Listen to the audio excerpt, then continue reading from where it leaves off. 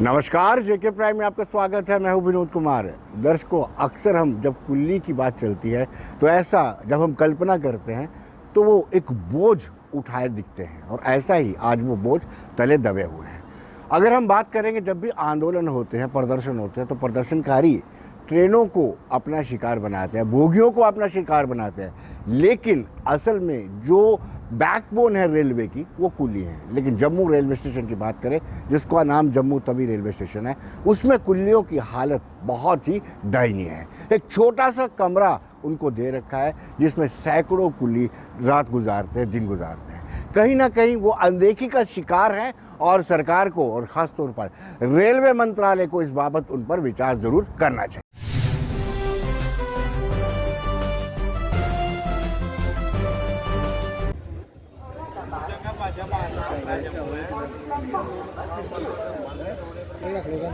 मैं दो बंदे ना कम से कल्ले बंदे करी जा रहे हो।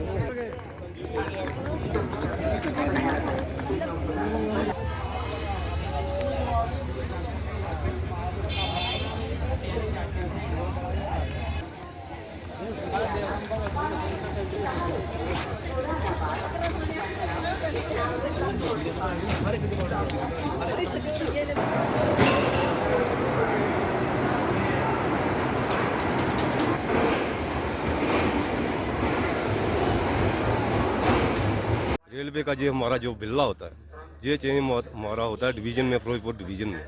सबसे बड़ी समस्या ये है, कभी इसके इतने कागजात लगते हैं, कभी मेडिकल अनफिट लाओ, ये लाओ, वो लाओ। हम ये चाहते हैं कि इसका काम जम्मू में ही होना चाहिए, इधर भी हो सकता है अगर करना चाहे हमारे ये तो। अगर 6-6 महीने साल लग जाता है, एक साल लग जाता है इस बिल्ला को चेंज कराने। बिल्ला हमें अपने लड़के को ही दे सकते हैं, जहाँ अपने लड़के को दे सकते हैं, साले को दे सकते हैं, दो ही ऑप्शन है। सबसे बड़ी समस्या ये है कि एक आदमी का अगर हमने बिल्ला चेंज कराना पड़ता है, उसके लिए हमें एक साल लग जाता है, 2 साल लग जाते हैं। और 2 साल आदमी जो घर बैठा रहेगा, उसका बच्चा भी घर बैठा रहेगा। उसको अगर एनी मेडिकल अनफिट हो गया तो उसको तो घर बैठना ही पड़ेगा ना, जो जिसका ये बिल्ला है, तो उसका घर का रोजी रोटी कैसे चलेगा। सबसे बड़ी समस्या तो हमें ये है कि हम चाहते हैं कि हमारा बिल्ला जो जम्मू में ही चेंज होना चाहिए। ऐसे हमारे सीनियर DCM इधर नहीं बैठते हैं, चले गया तो उसका काम थोड़े करेगा। इधर सीढ़ी देखो कितनी सीढ़ी है, सीढ़ी में ना तो वो चल सकता है, और कैसे ढुलाई करेगा। और काम भी नहीं है इतना, फिर भी उसका घर का रोजी रोटी तो चलेगा ना, अगर उसका बच्चा कोई काम करेगा तो।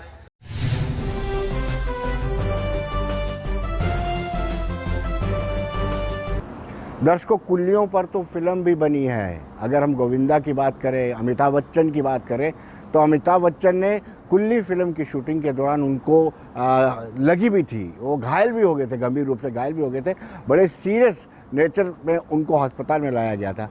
लेकिन अब जब हम railway station, Jammu railway station की कुल्लियों की बात करते हैं, तो उनका कहना है कि जो सलूक हमारे साथ वेव 1 कोविड-19 की वेव 1, वेव 2, वेव 3 के साथ किया जाना चाहिए, वो सलूक भी अच्छा नहीं हुआ था, और उसके बाद से भी कोई सुनवाई, कोई सुध नहीं ली जा रही है। सच्चाई यह है कि वेव 1, वेव 2, वेव 3 में रेलवे स्टेशन पूरी तरह से पैक हो गया था, कोई आ जा नहीं सकता था, बाहर कॉर्डन कर दिया गया था, और साथ ही साथ अंदर खाने पीने की व्यवस्थाएं बड़ी कम थी। हालांकि वहां प्रशासन ने बहुत जो प्रयास जरूर किया था, भरसक प्रयास किया था, लेकिन कुल्ली कहते हैं वो नाकाफी था, और उनका कहना है कि हमारी डिमांड्स को लगातार नजरअंदाज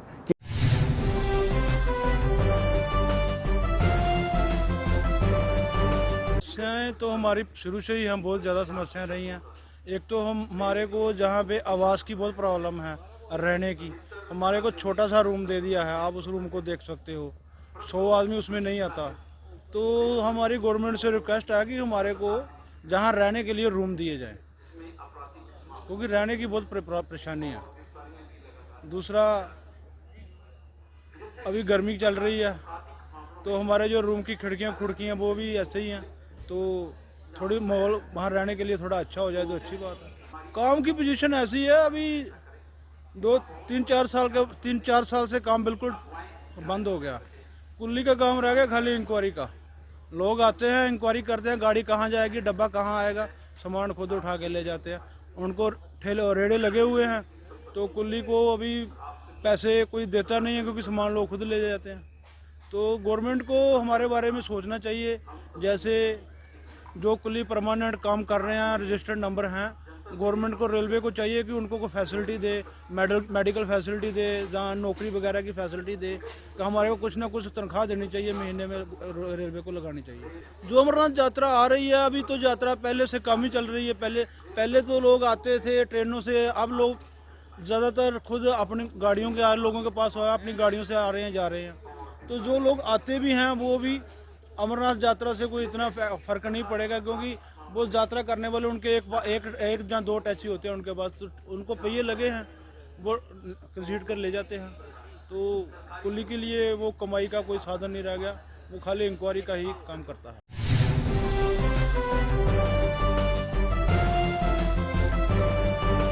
दर्शकों, कुछ इंस्टीट्यूशंस बंद किए गए हैं जिसको लेकर के रियासत जो यूटी बन चुकी है उसमें सियासत गर्मा गई है। और महबूबा मुफ्ती का कहना है कि कहीं ना कहीं पहले इन्होंने हमारे विशेषाधिकार छीने, 370 छीना, जो एक अपना संविधान था वो छीना, और आहिस्ता आहिस्ता एक साजिश के तहत ये स्ट्राइक कर रहे हैं कि कहीं ना कहीं किस तरीके से कश्मीरियों को तंग किया जाए।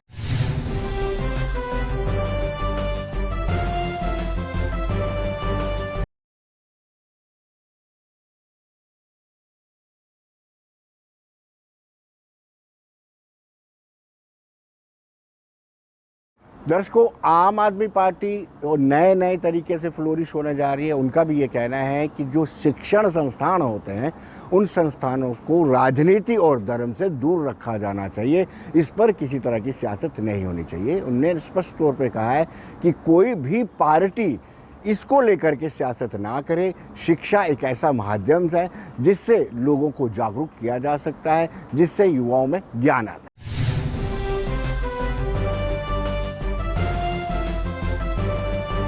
जहाँ तक आम आदमी पार्टी का मानना है, आम आदमी पार्टी चाहती है कि देश के अंदर जितने भी लोग पढ़े हैं वो साइंटिफिक एजुकेशन होनी चाहिए, मॉडर्न साइंटिफिक एजुकेशन होनी चाहिए, जिसके अंदर लोगों को डेमोक्रेटिक्स वैल्यूज़ का पता हो।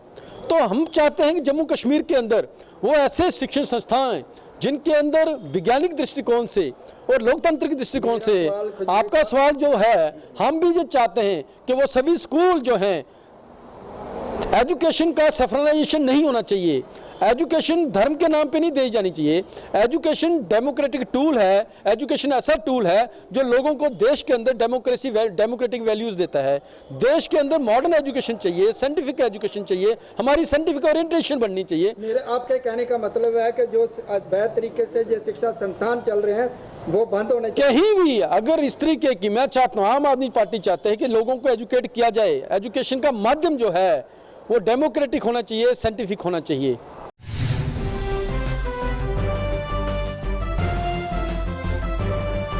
दर्शकों, कांग्रेस ने भी इसको सियासत बताया है, लेकिन कांग्रेस का कहना है कि कहीं ना कहीं इस तरीके से किसी भी पार्टी को कोई राइट नहीं बनता कि वो सियासत करे।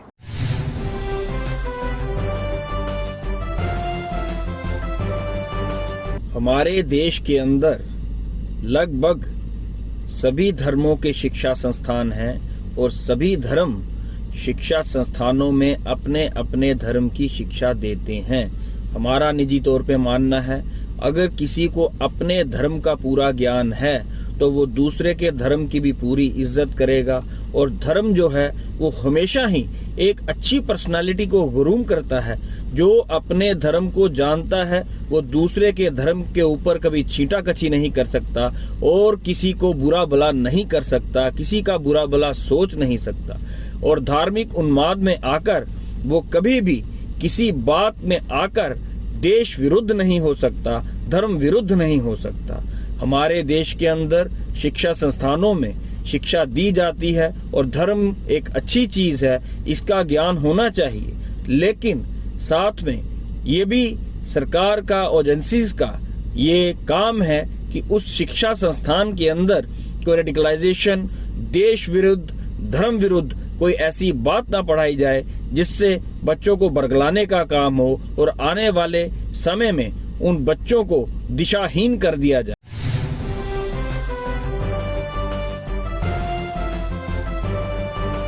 दर्शकों, अगर नेशनल कॉन्फ्रेंस की बात करें तो नेशनल कॉन्फ्रेंस भी पीपल्स डेमोक्रेटिक पार्टी की बोली बोल रही है कि एक साजिश के तहत एक प्रहार भारतीय जनता पार्टी की अगुवाई वाली केंद्र सरकार, एनडीए में केंद्र सरकार कर रही है। आपको बताते चले कि पीएजीडी का हिस्सा है नेशनल कॉन्फ्रेंस और पीपल्स डेमोक्रेटिक पार्टी। शायद यही कारण है कि इसको उसी दिशा में ले जाया जा रहा है।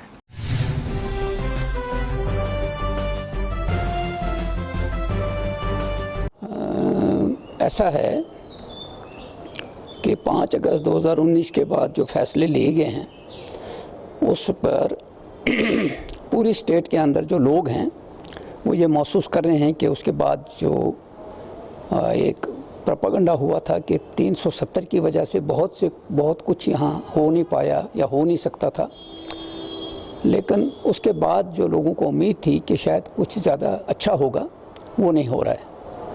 और उसमें सबसे बड़ा जो हमला हो गया इस रियासत जम्मू कश्मीर के ऊपर वो हो गया कि रियासत जम्मू कश्मीर को तोड़ के यूनियन टेरिटरी बना गया।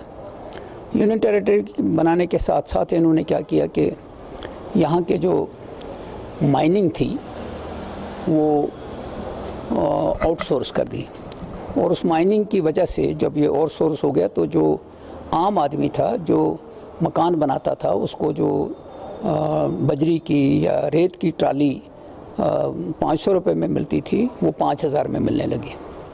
इसी तरह बहुत से फैसले ऐसे लिए गए जो एलजी सरकार ने लिए तो वो लोगों के हित में नहीं है।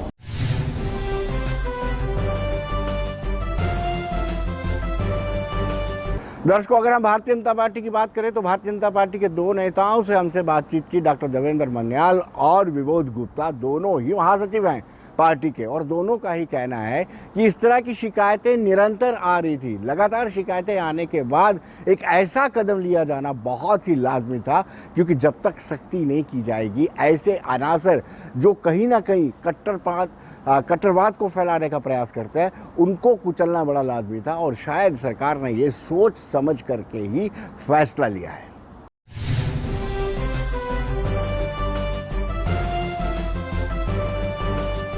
देखिए, सुश्री महबूबा मुफ्ती जी ने जो ये बयान दिया है, सबसे पहले मैं बात करूं कि 370 और 35A की, और जो उन्होंने कहा है कि उसको हमसे छीना गया, एक गलत तरीके से संविधान के अंदर एक जो प्रावधान ऐड किया गया था वो भारतीय जनता पार्टी का एक प्रण था कि ये गलत तरीके से इसको यहाँ लाया गया है, उसको हमने ख़त्म करना है। उसके लिए हमारे बड़े नेता श्यामा प्रसाद मुखर्जी उन्होंने अपना सेक्रीफाइस यहाँ उनका हुआ, उन्होंने बलिदान दिया। कहीं ना कहीं महबूबा मुफ्ती जो है अपनी ग्राउंड जो है वो कश्मीर में खो चुकी हैं, तो किसी न किसी बहाने न्यूज़ में आने की खातिर वो इस तरह की बयानबाजी करती हैं। यहाँ तक 370 की बात है वो चला गया है, वापस नहीं आएगा। उसके बाद जहाँ तक बात है नौकरियों की, नौकरियाँ जो है जम्मू कश्मीर के जो युवा हैं, नौजवान हैं, उन्हीं को मिल रही हैं और उन्हीं को मिलेंगी।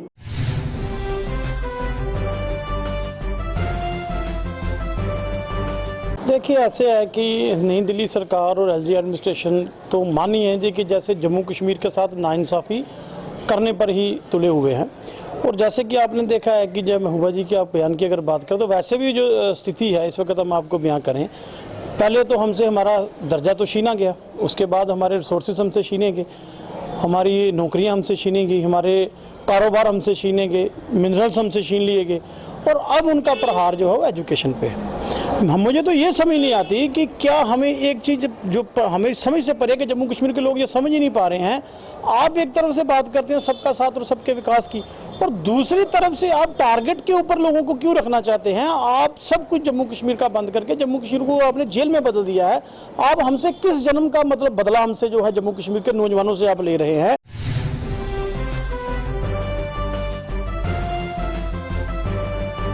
दर्शकों, डेली वेजर एक मरतबा फिर हड़ताल पर जा रहे हैं, और एक बार फिर उनको लगता है कि सरकार ने उनकी सुनवाई नहीं किया है। वक्तन आगाह करने के बावजूद भी, मीटिंगों का बदस्तूर दौर चलने के बावजूद भी उनकी सुध नहीं ली।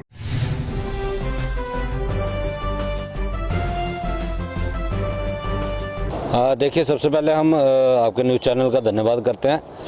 जैसा हमारी पहले 24 घंटे की हड़ताल हुई थी तो वो हमने 24 घंटे की टोकन स्ट्राइक दी हुई थी, जिसमें कि पहले 24 घंटे के अंदर ही हमें कमिश्नर सेक्रेटरी साहब ने भी बुलाया था और मेयर जम्मू जो म्यूनसिपल कॉरपोरेशन है चंद्रमोहन गुप्ता जी, इनकी तरफ से भी बुलाया गया था और सारी हमने उनको मांगे बताई थी। तो उस वक्त उन्होंने 6 कमिश्नर सेक्रेटरीज को फ़ोन किया था और प्रिंसिपल कमिश्नर को भी फ़ोन किया था। सबसे बात करने के बाद उन्होंने कहा था कि 2-4 दिन के अंदर एक टाइम फिक्स किया जाएगा कि मीटिंग अरेंज की जाएगी, जिसके ऊपर डेली बेजर के मुद्दों पे चर्चा होगी और इसका कोई ना कोई आउटपुट निकालेंगे। तो हमने उस वक्त अपनी एजिटेशन को आगे नहीं बढ़ाया था, इसलिए हमने उसको रोक दिया था और अगली कॉल जो हमने 22 जून की दी थी। और आप आज देख सकते हैं आज 20 जून हो रही है, लेकिन अब तक वो जो 2 या 3 दिन का टाइम हमें दिया गया था, आज 20 दिन गुजर गए, कोई उसके ऊपर एक्शन नहीं हुआ। इसीलिए हमारी परसों जो 22 जून शाम 8 बजे से दोबारा जो है वो 48 घंटे की काम छोड़ हड़ताल स्ट्राइक शुरू होने जा रही है। देखिए, mayor Chandramohan Gupta ji father of city हैं, उनके कहने के और उनके आश्वासन पे कि मुझे कुछ टाइम दीजिए। मैं प्रिंसिपल सेक्रेटरी नीतीश कुमार जी को हमारे से उन्होंने फ़ोन किया कि 1-2 दिन में आपको मिलने का टाइम एलजी साहब से फिक्स किया जाएगा और आपकी जो समस्या है इसको जड़ से ख़त्म करके हल किया जाएगा। देखिए, ये 28 मई की बात है और आज आप 20 जून हो गया, तो हम लोग उनका वेट करते रहे कि उनकी तरफ से कोई पॉजिटिव रिस्पांस आएगा। शायद वो बहुत ज़्यादा बिजी हैं, तो ये जो 20-22 हज़ार कैजुअल डेली वेजर है जिनका मुद्दा उन्होंने ये कहा था मैं आपकी फ़ाइल खुद पकड़ के आपके साथ सेक्रेटरी में हर जगह चलूँगा, इनको याद भूल गया। ग्राउंड पे जो रियलिटी है वो शायद उनको पता नहीं है। तो हमने उनके आश्वासन पे कि वो फादर ऑफ सिटी हैं और नौने जम्मू के हम लोगों सबको जानते हैं, तो हमारी पीड़ा वो हमारा दर्द समझेंगे। लेकिन शायद ये भी बाकी लोगों को था, जैसे एलजी साहब ने 11 नवंबर 2020 को हमें एक आश्वासन दिया था कि डीडीसी इलेक्शन के बाद आपका मसला हल किया जाएगा। शायद एक ये ऊपर से नीचे तक एक ही लाइन खींची हुई कि डेली वेजर कैजुअल लेबर का शोषण करना है, उसका मजाक बनाना। तो हम 22 जून रात 8 बजे से काम जो हड़ताल पे फिर जा रहे हैं।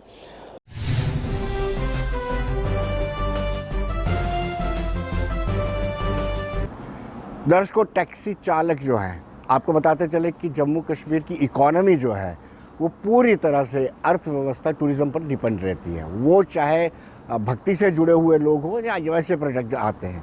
श्री अमरनाथ यात्रा को लेकर के जो टैक्सी चालक होते हैं उनको बड़ी उम्मीद रहती है। टैक्सी चालक साल भर इंतज़ार करते हैं। अब तो 2019 के बाद 22 में यात्रा चल रही है। ये लंबा इंतज़ार था। लंबे इंतज़ार के चलते अब उनको उम्मीदें भी काफ़ी हैं। जिस तरीके से बाबा बर्फानी के भक्तों के पंजीकरण हो रहा है और जिस तरीके से सरकार पूरे देश में जाकर के आमंत्रित कर रही है, तो इससे साफ जाहिर होता है कि टैक्सी चालक भी बड़े खुश हैं और पुख्ता तैयारियां की हैं और ख़ास डिस्काउंट देने की तैयारी में भी टैक्सी चालक बैठे हैं।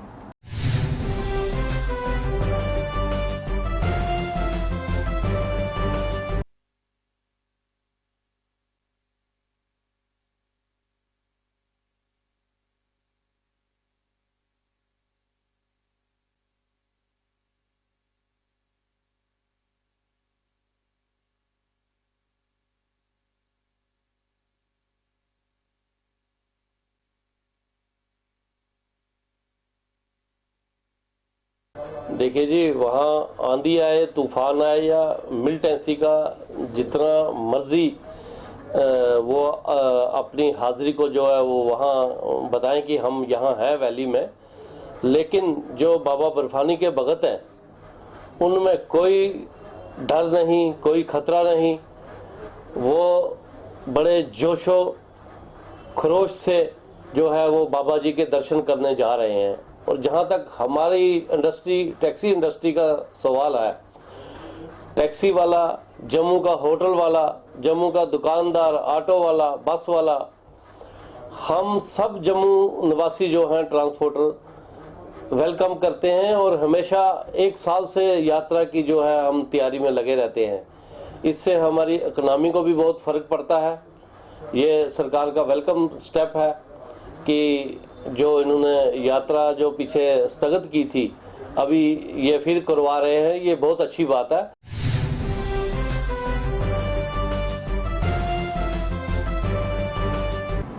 दर्शकों, अब हम बात करेंगे श्री अमरनाथ यात्रा 2022। ये बड़ी इम्पॉर्टेंट यात्रा है। इसलिए इम्पॉर्टेंट यात्रा है कि 5 अगस्त 2019 को जब पार्लियामेंट में और राज्यसभा में ये फैसला लिया गया था कि 370 में संशोधन होगा और 35 को हटाया जाएगा। उस दौरान बीच में यात्रा को रोकना पड़ा था। 2019 के में यात्रा रोकनी पड़ी, 2020 में कोविड था, 2021 में भी कोविड था, ये यात्रा नहीं हो पाई।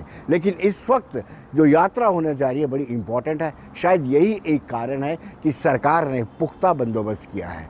ख़ासतौर पर टूरिज़्म डिपार्टमेंट को लगता है कि जो बाहर से बाबा बर्फानी के भक्त आएंगे उनको जम्मू में किस तरीके से टूरिज़्म को एक्सप्लोर किया जा सकता है वहाँ पर उनको ले जाया जाएगा। और हमने जब अधिकारी से बातचीत की तो उन्होंने विस्तार से बताया कि पुख्ता तैयारियां की जा चुकी है। लखनपुर से लेकर के टनल तक जम्मू प्रोविंस ने पूरी तैयारी टूरिज़्म विभाग ने कर रखी।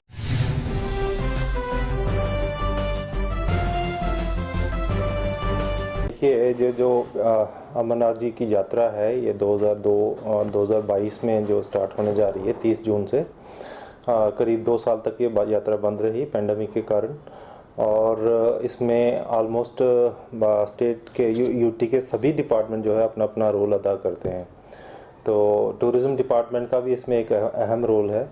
तो उसमें टूरिज़्म डिपार्टमेंट जो है जो हमारा लखनपुर का एंट्री पॉइंट है वहाँ से लेकर बनिहाल तक जो डायरेक्टरेट ऑफ टूरिज़्म है वहाँ इसकी जितनी भी प्रॉपर्टीज़ हैं उनको यूज़ में लाया जाता है यात्रियों के लिए, चाहे वो टॉयलेट्स हैं या टूरिस्ट रिसेप्शन सेंटर्स हैं। तो इन सब को हमने अपडेट किया है, रेनोवेट किया है यात्रियों को सुविधा देने के लिए। इसके अलावा जो मेन हमारा बेस कैंप है यात्री भवन जो भगवती नगर में है वहाँ पे हमने पूरा उसको रेनोवेट किया है। वहाँ पे करीब 1600 यात्रियों का ठहरने की वहाँ पे सुविधा है।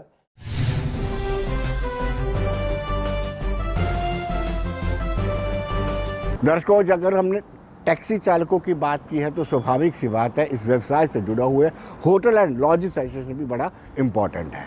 हर साल उनको ये उम्मीद रहती है कि जब यात्रा शुरू होगी, क्योंकि अमरनाथ यात्रा का बेस कैंप जो है भगवती नगर में बना हुआ है। भगवती नगर जो है जम्मू में स्थित है। अगर श्री वैष्णो देवी की यात्रा की बात करें तो लोग डायरेक्ट ही कटरा ट्रेन से चले जाते हैं, फिर वहाँ से दर्शन करके वापस चले जाते हैं और जम्मू के व्यापारियों को उसका लाभ नहीं होता या होटलर्स का उनका लाभ नहीं होता। लेकिन इस बार होटल एंड लॉज एसोसिएशन को भी बड़ी उम्मीद है, क्योंकि उनकी ऑक्यूपेंसी लगातार कम होती जा रही थी। अब जब उनके होटल लगेंगे, उनका कहना है कि हम बाबा बर्फानी के भक्तों को ज़्यादा से ज़्यादा डिस्काउंट देने का प्रयास करेंगे। जिस तरीके से टैक्सी ऑपरेटर्स या टैक्सी ऑनर्स ने कहा था, वैसे ही ये भी बाज़ार में एक नया डिस्काउंट लेकर के आएंगे।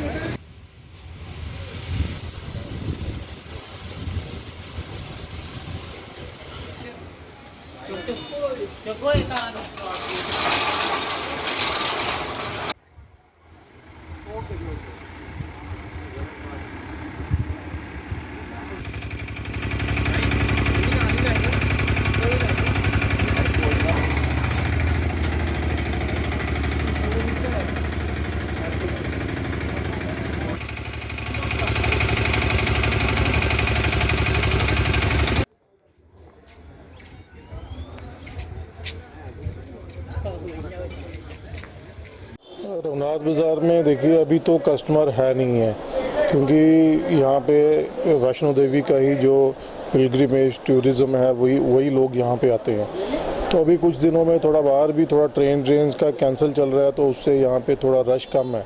लेकिन ये है कि इस बारी रघुनाथ बाज़ार हुआ या जम्मू के जितने भी लोग टूरिज़्म से व्यापार से जुड़े हुए हैं उनमें एक उत्साह है कि जो पिछले 2 साल से जो अमरनाथ जी की यात्रा नहीं चल सकी कोविड की वजह से, तो इस बारी जो है वो उम्मीद है कि अच्छा बिजनेस देखने को मिलेगा।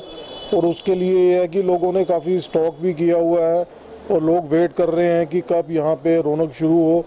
और अभी थोड़ा कुछ दिनों से चहल पहल तो नज़र आई है कि जो यहाँ पे नीचे उन्होंने, जैसे यहाँ पे अग्रवाल धर्मशाला है, यहाँ आगे पीछे जो पॉइंट्स हैं, यहाँ पे हर साल आके जो अमरनाथ जी के जो यात्री थे वो ठहरते थे, तो वहाँ अभी शुरू हो गया है, आना उनका शुरू हो गया है।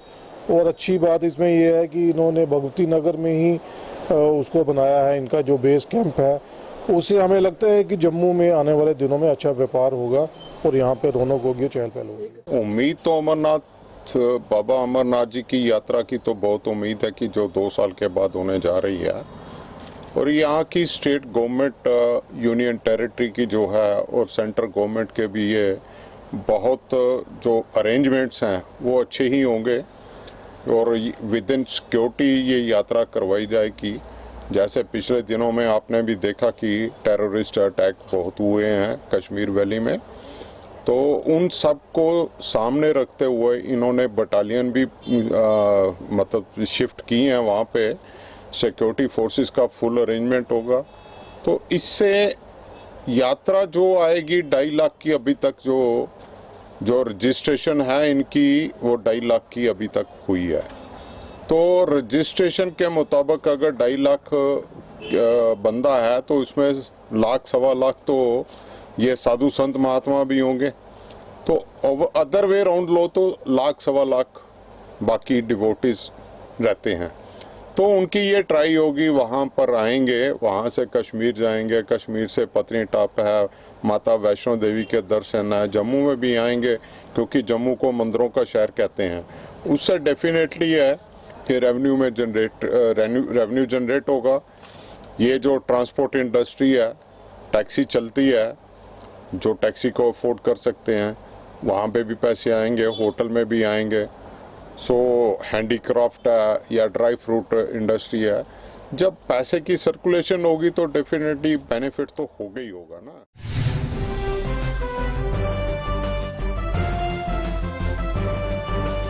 दर्शकों, अगर हम व्यापारी तबके की बात कर रहे हैं तो बाज़ार, रघुनाथ बाज़ार हो या जितने भी हमारे पुराने बाज़ार हैं, जो रिप्यूटेड बाज़ार हैं, वहाँ भी कोविड की मार काफ़ी पड़ी है और उनकी कमर जो है आर्थिक तौर पर टूट चुकी है।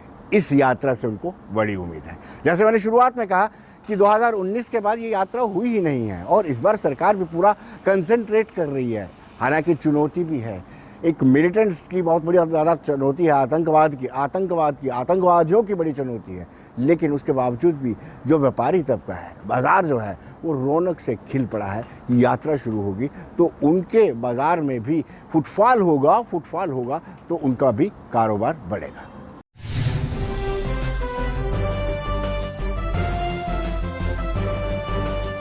अब की बार ये यात्रा, अमरनाथ जी की यात्रा, जो तकरीबन 30 जून को स्टार्ट होने जा रही है और 11 अगस्त तक रक्षाबंधन के वक्त चलेगी, तो 41 डेज के ऊपर चलने वाली यात्रा में जो टूरिज्म के साथ जुड़े हुए लोग हैं वो तो बड़ी उत्सुक हैं, क्योंकि यही एक गोल्डन पीरियड है। पिछले कई सालों से यात्रा ये तकरीबन बंद पड़ी थी।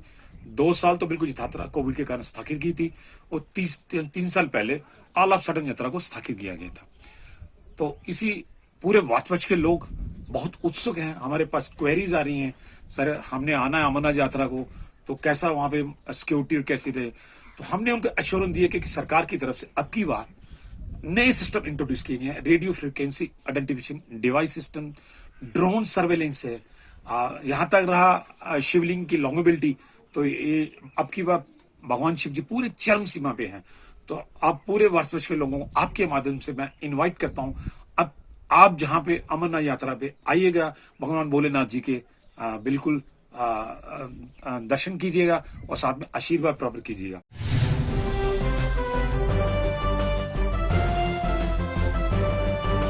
तो दर्शकों, बने रहिए देश दुनिया की खबरों के लिए और मुझे दीजिए इजाज़त। नमस्कार।